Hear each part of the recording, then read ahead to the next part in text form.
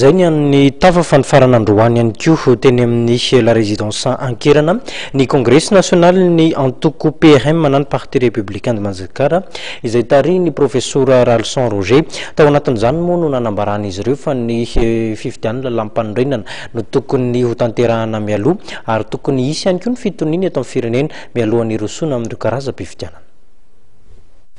Ny fametrahana fitoniana ara-politika sy ara-tsosialy mialohan'ny fifidianana, fametrahana lalampanorenana vaovao ary ny fanohanana ny FFKM amin'ny alalan'ny dinikiny samy malagasy no tsindrin'ny antoko PRM amin'ny Parti Républicain de Madagascar androany maraina teny amin'ny la Résidence Ankerana raha namarana ny kongresy nasionaly ny ity antoko politika ity.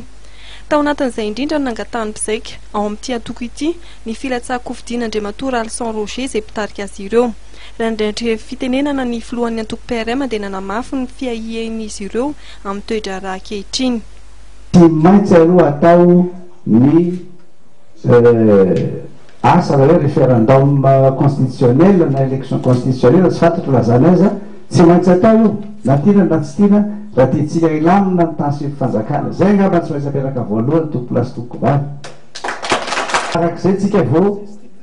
mandefa amin'izay fifidianisa-sokajaka. Ny antony anaovana an'izay dia tsotra fotsiny hoe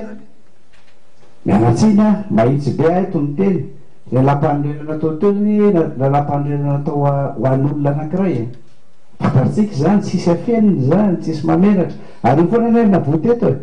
zay mitondra rehetra amin'le fitondrana misy manodidina azy eo dia tsy mba manoro azy amin'ny lalana mahitsy fa